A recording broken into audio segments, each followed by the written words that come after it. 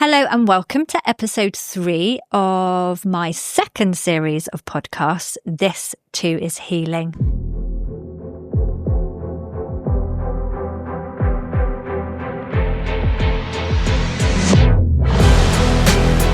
My name is Nettie and I'm your host, and this afternoon I have got Jen with me today and I have got Lauren with me today. And today we're going to have a chat about, we're going to go into a little bit deeper about the actual practical things that we do on a daily basis that help when we're feeling anxious, when we're just not feeling like it, when we're feeling depressed, or just little things that will just get us out of that funk, really. So that's what I kind of want to talk about today, is practical things that we do on a daily basis that will help us with our mindset. So I think I will start with Jen today. Is that okay with you, Jen? She can worry. No, that's absolutely fine. So Jen, tell me, so what are your go-to habits that you do sort of either daily or weekly? Okay, so I have a toolbox of various different things that I do on a daily basis, and those that I do less regular.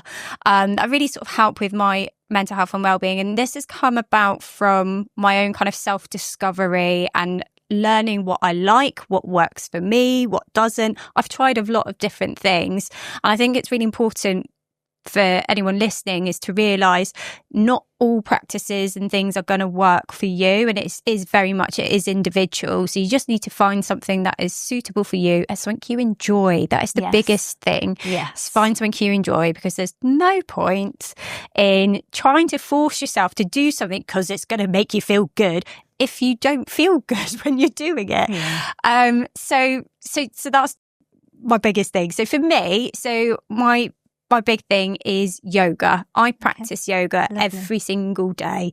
It has become just a massive part of my life. Again, it was after my sort of experience back in 2020 when I was sort of bedbound for a few weeks. I fell into sort of yoga. I went to a few classes and I thought, and I never really enjoyed exercise before then. And I thought, this is quite nice. This is really relaxing. I enjoyed this. And then it became like a regular thing for me.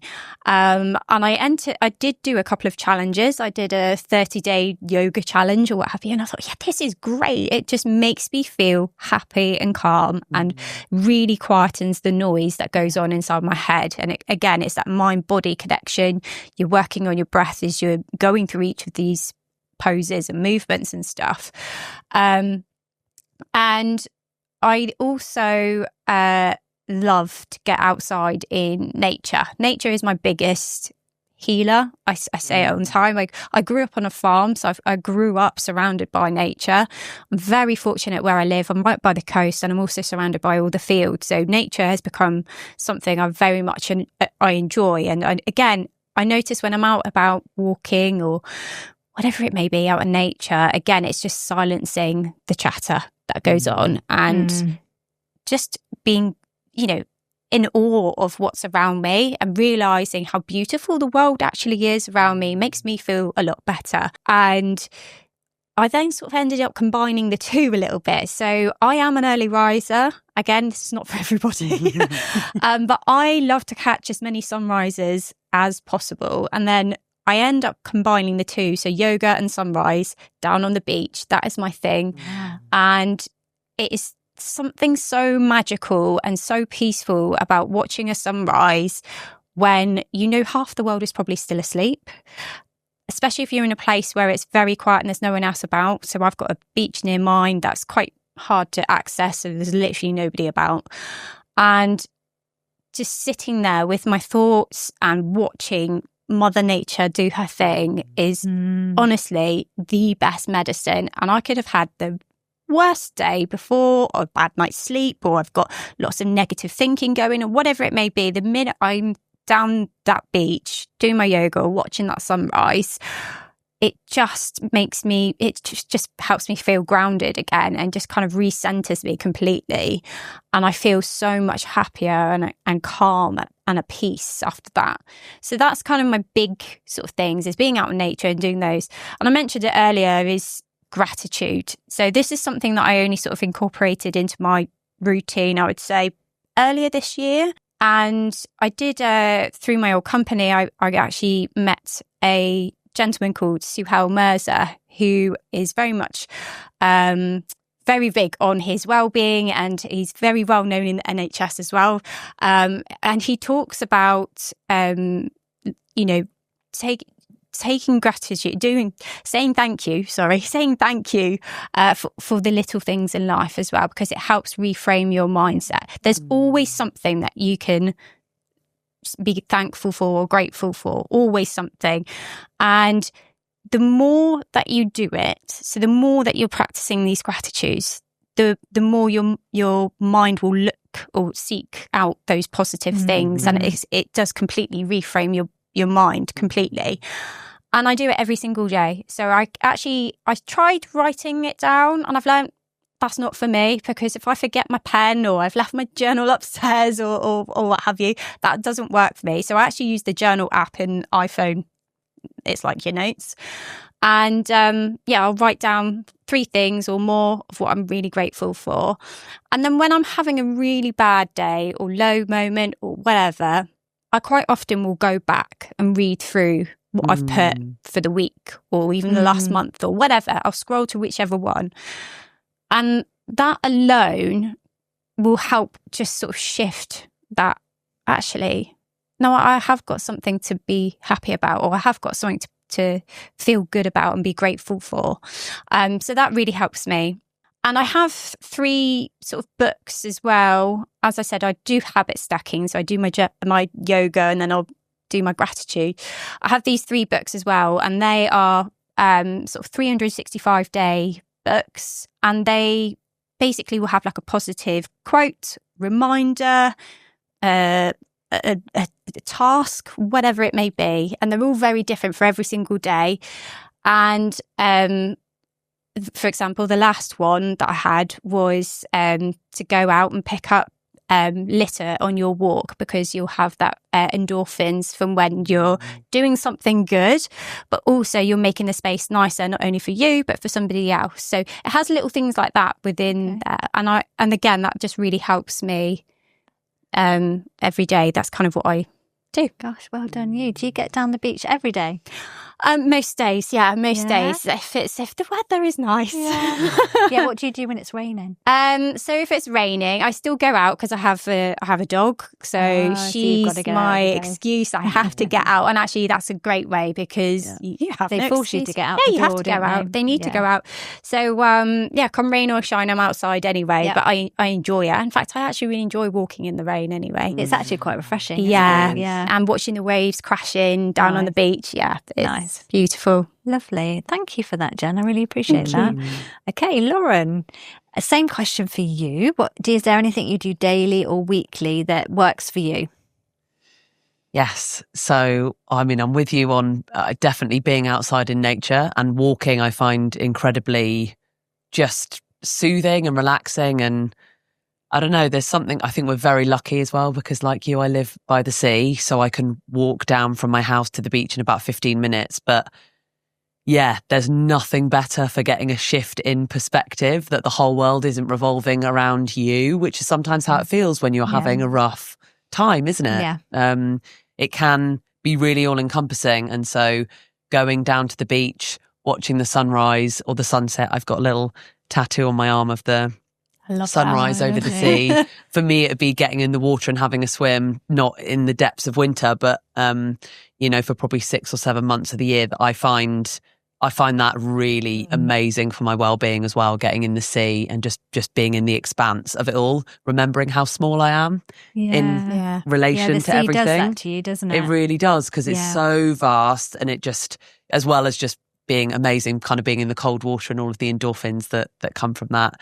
I mean, unsurprisingly, given my work as a meditation and breathwork teacher, it's a daily practice for me would be some sort of meditation or breathwork. Although I would say it might look different every day. I've been through a period of my life where I tried to do the same thing day in and day out, and it felt quite rigid and it felt unforgiving. And as someone that spent most of their life being a bit of a perfectionist, I would really feel like a failure, like if I missed a practice or it was too short. My approach very much now is like, right, what do I need today? If I'm feeling like I need an energy boost, then maybe I'll do a slightly more dynamic, it may be short, breathwork practice.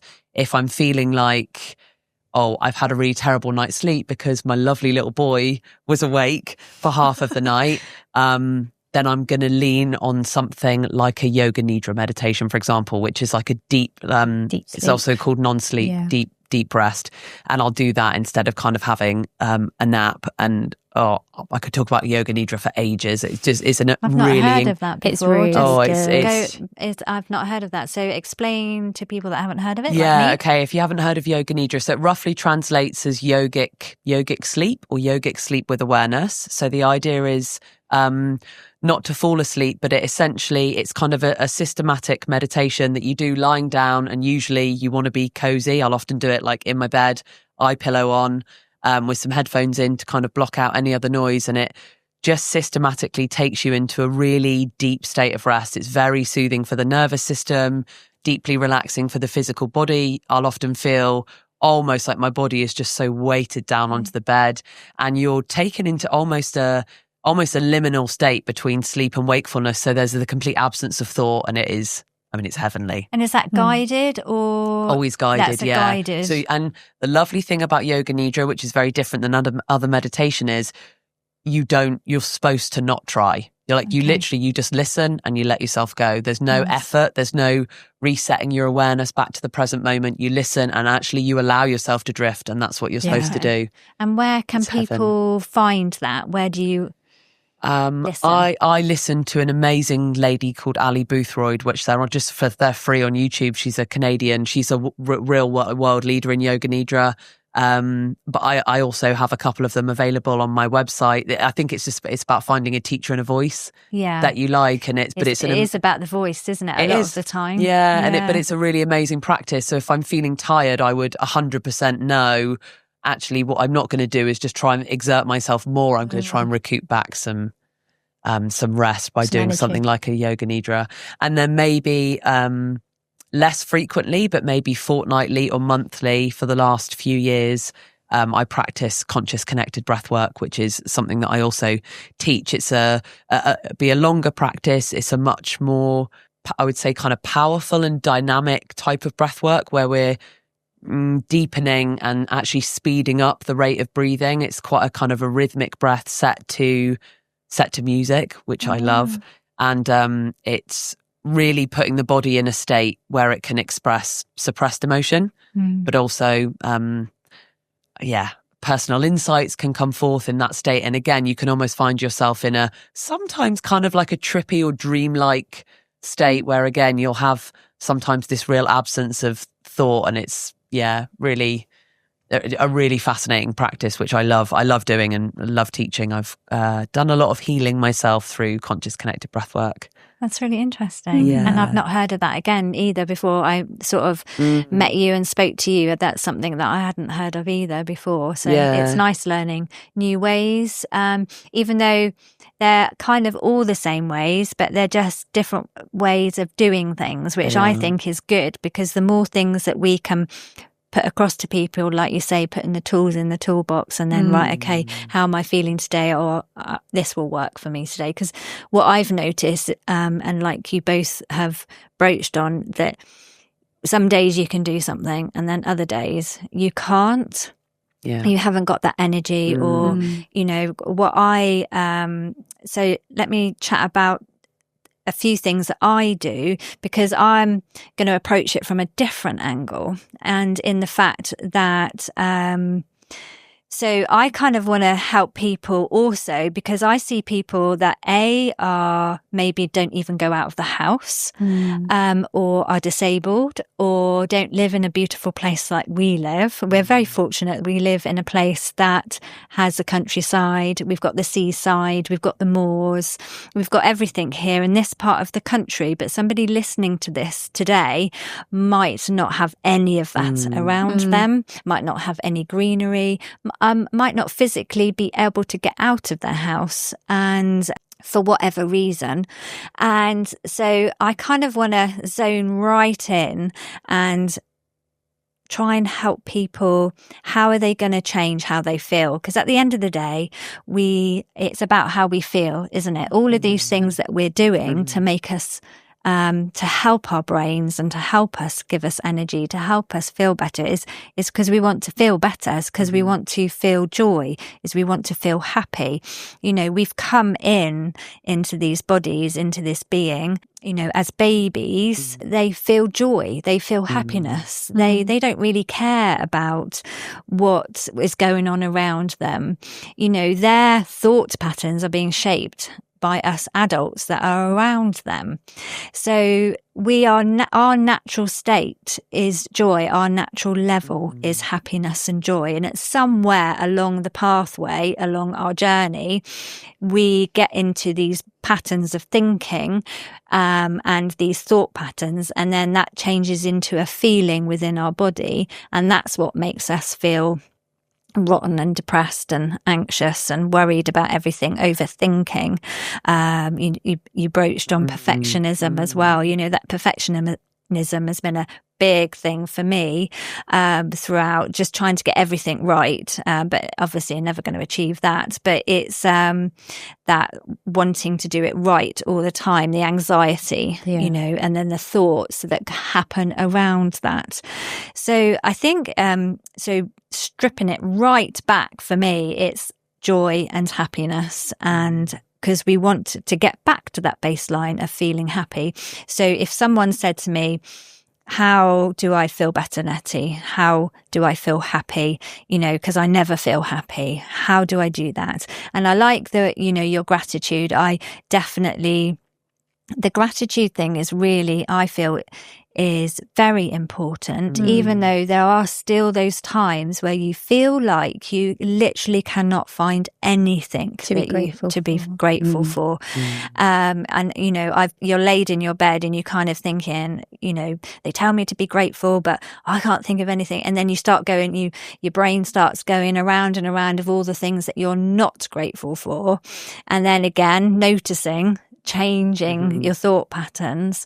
Okay. And Louise Hay, she was really helpful to me. Amazing woman. She is amazing. And what I liked about Louise is when you actually physically listen to one of her meditations or listen to one of her books, she keeps it really simple in the fact that being grateful for the water supply, being grateful for my bed, being grateful for the covers that are over my body, being grateful for my nice soft pillow, you know, really stripping it right down. And if you can't find anything to be grateful for, you're grateful for your nice warm cup of tea.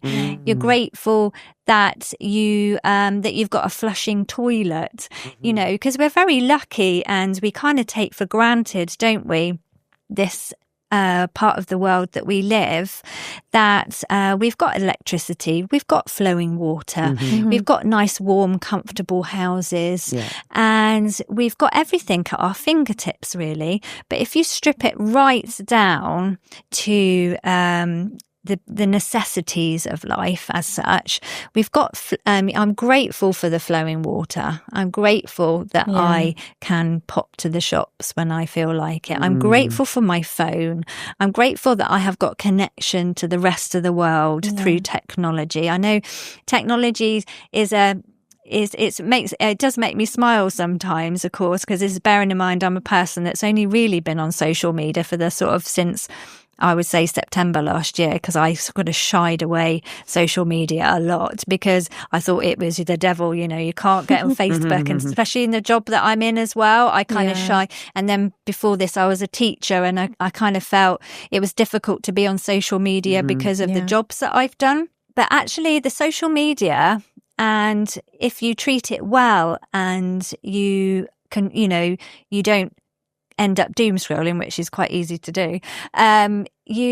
I've met some really like yourselves, and if it wasn't for social media, if it wasn't for that connection to the world that we have in the palm of our hands, I wouldn't have made the connection with you two. Yeah. For me, I've made, in this last 6 months, I've made friendships with women, particularly, that from all over the country that I would have never have met or never have spoken to if it wasn't for the fact of social media. So I'm very grateful for that. It's so that's what I think I would do in those moments where you are lying in your bed at night and the world is a very quiet and dark, lonely place sometimes at night. And I think a lot of the problems or a lot of your overthinking happens at that time of the day. A lot of the jobs that I go to at night on my night shifts are those jobs where people's thoughts have gone round and round, they've spiraled, and then add alcohol and etc. on top of all of that. And it just, the darkness seems to make everybody's problems a lot worse. And I think my advice to somebody that is in that situation when they're lying in their bed and they're overthinking their brain, and you kind of, what am I going to do about this, is then start with Louise Hay's, just keeping it simple. I'm grateful that I'm in a warm, dry, cozy bed. I'm grateful for my soft pillow. I'm grateful that I could get up and make a cup of tea. Keeping it nice and simple. And, like you, I love to get out in nature. That is a go-to for me, to be honest. If I've had stressful shifts or I've spent too much time in front of the computer doing, because apparently now I do social media every day. That's the thing. And I feel like, for me, I can't be in front of the computer for too long. I'll give myself breaks and I'll get outside and I'll have a walk. And we're very lucky, but for the people that can't get out and get into those beautiful spaces, it's what can we do? And even something as simple as lighting a candle. Yeah. Just that ritual of lighting a candle and maybe putting a piece of music on that makes you feel better. Everybody's piece of music is different. That affects them. Music is really important to me. I think that's the most important thing to me. I've got playlists on my Spotify that are, I might lift me up playlist, sort of like I put that on if I'm not feeling I'm not feeling happy, or I haven't got any energy, or if I need to get myself kind of energized for my night shift or whatever, I will put on my playlist, and as I'm getting ready for work I will be jigging around with the music on. Nothing better than dancing about. I think and singing as well. Singing, to your favourite music is again, there's tons of research, isn't there? The amazing power of singing, what the music's doing to your brain, also how your breath changes when you're singing. Because you're doing your breath work essentially, aren't you, when you're singing? It's those long exhales. That's the really relaxing part of breath work if you're trying to relax, and that's what you're getting when you're singing, aren't you? You're speaking all of the words on your exhale. That's exactly it. And people often ask me the question, how do I cope with really stressful situations? Of course, because I'm within those stressful situations on a daily basis, situations that normal people don't really come across. And the breath out is the most important thing for me.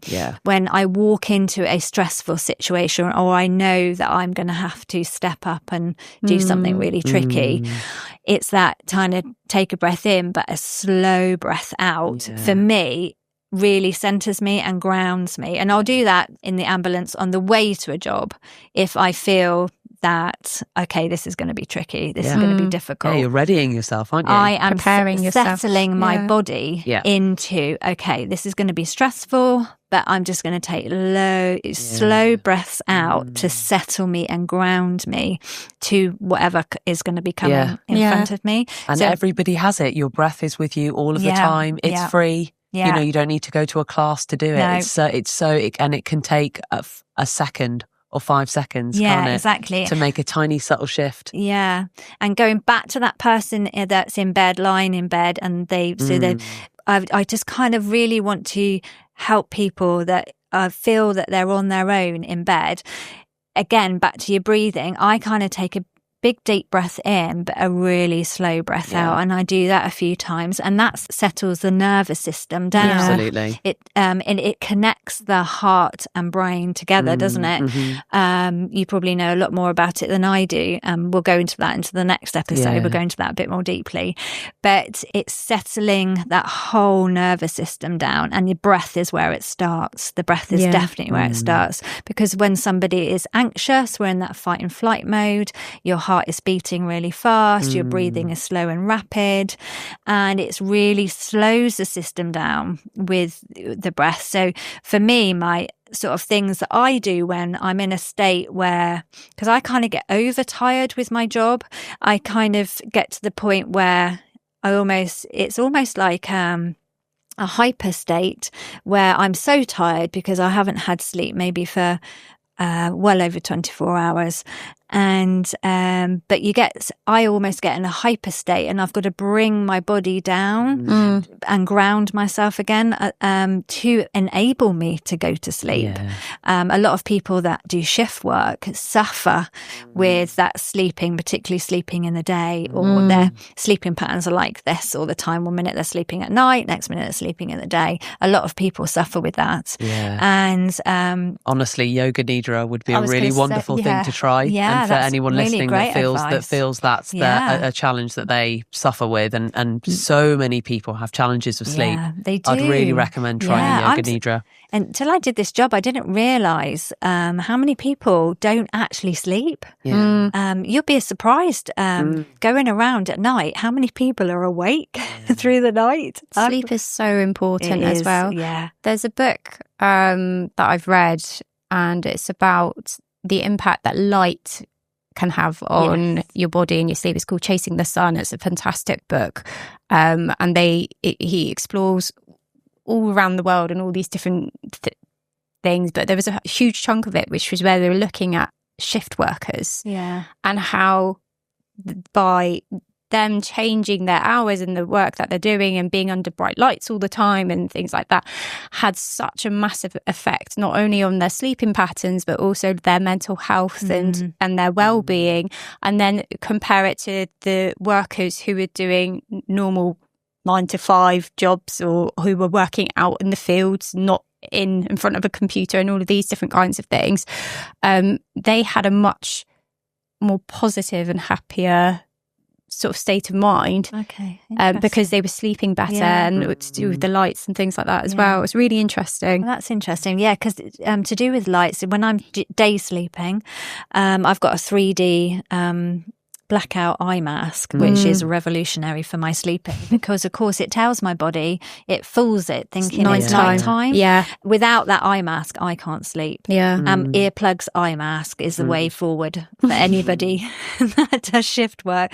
I tell everybody at work to do that, because that struggle with daytime sleeping. And still though, it's still settling that brain in, because it's because it overthinks when it's tired, doesn't it? And that just makes everything a lot 10 times worse. Yeah, it does. You're depositing like cortisol and adrenaline sometimes from that's going back to kind of Dr. Joe Dispenza. Your thoughts literally will trigger a cascade of hormones to be released in your body just from thinking. Right. So if your thoughts are stressful, you're literally dumping stress hormones into your body, which are telling your body, oh, danger, better stay alert. You know, it's the opposite of relaxing down to go to sleep.